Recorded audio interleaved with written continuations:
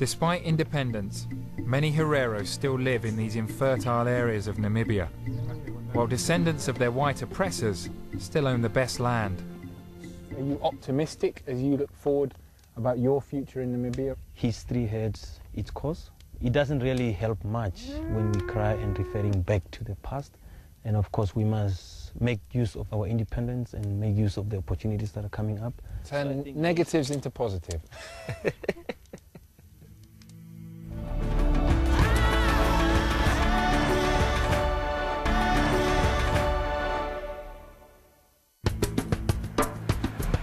It was time to leave Namibia and follow the tropic across the Kalahari to Botswana.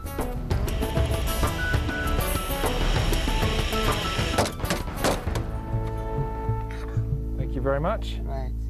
So you keep that bit, and I keep this. Yes. Am I free to go? You are free to go, sir. Thank you very much. Thank you much. Any questions? Is there an in-flight meal? Nope. Peanuts in the back. But while the Namibians were happy to stamp my passport on a car bonnet, Botswana is a very different place. It's better than some Schedule Airlines. Before embarking on our epic journey across the Kalahari Desert, we had to fly to Gaborone, the capital, to sort out government paperwork.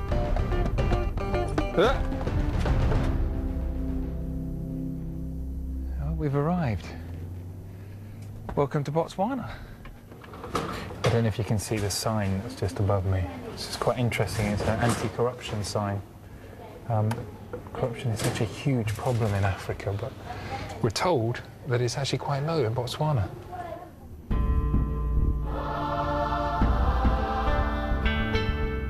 Botswana is rated as the least corrupt country on the continent.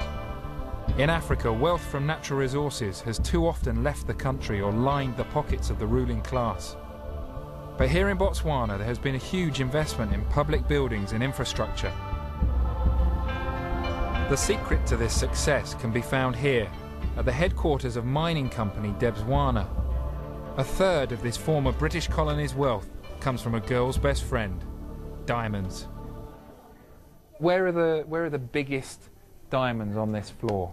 Biggest diamond on this floor. I met Dust, who works on one of the sorting floors. These are the +8. +8 carat. Let's do the count first. Let's Okay. see, this 2, 4, 6. There's no dispute on the number, is there? I haven't No. taken any. You haven't touched the menu. My hands are here, right? A person could get tempted in here. Am I right in thinking the best way of still telling whether a diamond is a diamond or it's a piece of glass is to scratch it along the glass? Is that true? There are so many things that you can do. Well, you're an expert, Dust. What would you do? But I can even know that when I'm with my eyes closed. Your eyes closed? Yeah. What can you do? You can smell I can just them. feel it and smell them. It's real diamond. So they should just send you out to hunt for the diamonds then. They could use you. Why not? You'd be able to discover new deposits. No. Dust would just smell them. Yeah, especially with the big noses. What I think I am smelling, I'm smelling money. Money. This is one of 8 sorting floors. So elsewhere in the building, there's yet more workers and lots more rocks. Apparently you need to check the soles of your feet before you leave. Sadly, there's nothing caught in mine. Then you are free. Thank you, Dust. Thank you very much. Yeah, you're welcome. To see where the diamonds came from, I headed to Jwaneng, just outside the capital. This is a 24-hour operation, 7 days a week. Albert Milton is one of the pit managers at the world's biggest and most valuable diamond mine. Melambura. KK, how is it? My God. Well, so this is the most lucrative hole on the planet. In terms of value, $2 billion. $2 billion a Yes, year. a year. So you are making, from this whopping great hole in the ground, $2 billion a year. That's really where the dreams of the country come from. The impact has been really awesome. I mean, if you to look at this country at independence was classified as one of the poorest in the world. There was about 4 kilometers of roads. Now we're talking about over 20,000 kilometers of roads. There were no health facilities. I mean, each major area in Botswana has got a hospital now. It's got a school. Botswana, the company which runs the mine, is a joint venture between the government of Botswana and international mining giant De Beers. In a continent where the trade in so-called blood diamonds often fuels war and conflict, this deal is seen as an ideal model. But in the late 90s, the mine faced catastrophe. Southern Africa's HIV epidemic started to decimate the workforce. With almost 40% of the population of Botswana carrying the virus, Botswana moved to protect its workers by investing heavily in healthcare. This is the clinic, and even as we're walking up to the clinic, we're finding a lot of people hiding their faces. It's extraordinary that in a country where the rate of HIV is so high, there's still a complete reluctance to admit it publicly. In 2001, Botswana took the revolutionary business decision to provide its workers with free antiretroviral drugs, and now they have extended the scheme to spouses and children. We do have some of our clients this side.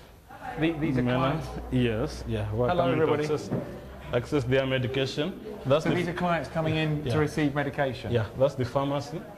Dr. Nzenza explained to me that in a continent where AIDS drugs are beyond the reach of most ordinary people, the diamond workers are in a fortunate position.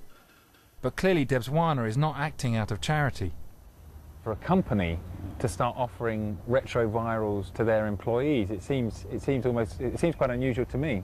Yeah, I mean, first and foremost, the company has to be able to survive, and the operation has to be actually viable. And for it to be viable, it needs to have a fit workforce, which is one of the things which really drove it. Following the lead of Botswana, the Botswanan government has now extended the free treatment scheme to all public sector workers. The death rate from HIV/AIDS is finally beginning to fall, but it has left 120,000 orphans across the country. I went to a charity that helps the youngsters with Lucas, a local journalist. Hello, everybody. Good morning. Hello. Hello. How are you? Oh, the little, just burying a head. What's the name of this one? Diffo. Diffo. Diffo! You're going to shake hands with Lucas? Hey! Yeah. SOS Children's Village teaches the orphans alongside kids from local families. The orphans live in houses which try and recreate the atmosphere of a family home of up to 12 children, with a mother figure in charge. In the morning, I bath them and make them breakfast. I encourage the older ones to become independent, showing them how to make their beds and how to wash themselves. It is difficult to overstate the impact this disease has had on this region of Africa.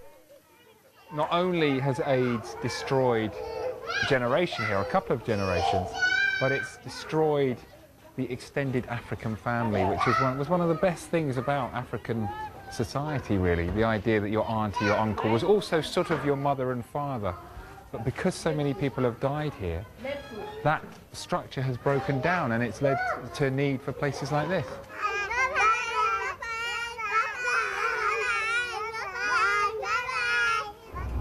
It was time to head for the Kalahari.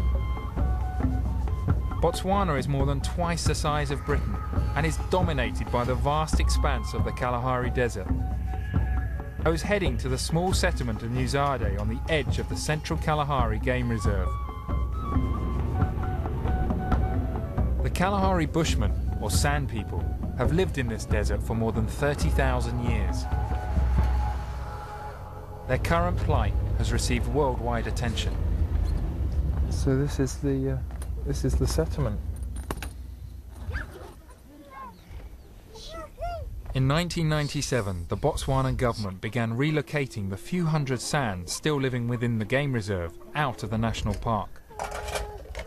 Many were given compensation, including cattle and goats, and settlements like Nuzade were created for them. But many of the San insist they were forcibly evicted. Hello, sir. When did you come to live here, and why did you come to live here? It was 2002. It wasn't my intention to come here. We were forced. Is there anything about the town that you would miss if you go and live back in the central Kalahari? The thing is, there is nothing to miss from here.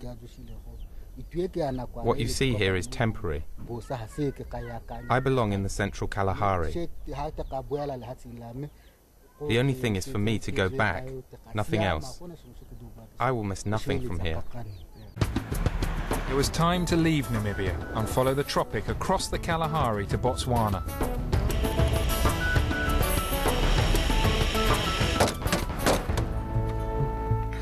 Thank you very much. Right. So you keep that bit, and I keep this. Yes. Am I free to go?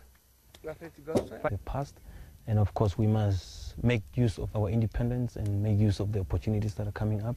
Turn negatives into positive.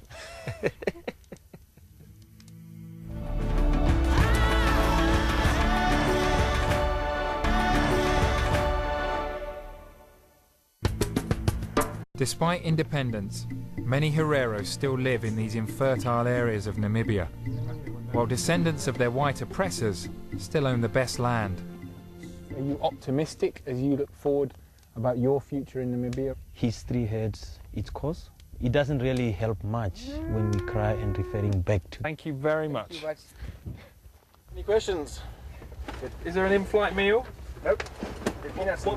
Peanuts in the back. But while the Namibians were happy to stamp my passport on a car bonnet, Botswana is a very different place. It's better than some Schedule Airlines. Before embarking on our epic journey across the Kalahari Desert, we had to fly to Gaborone, the capital, to sort out government paperwork.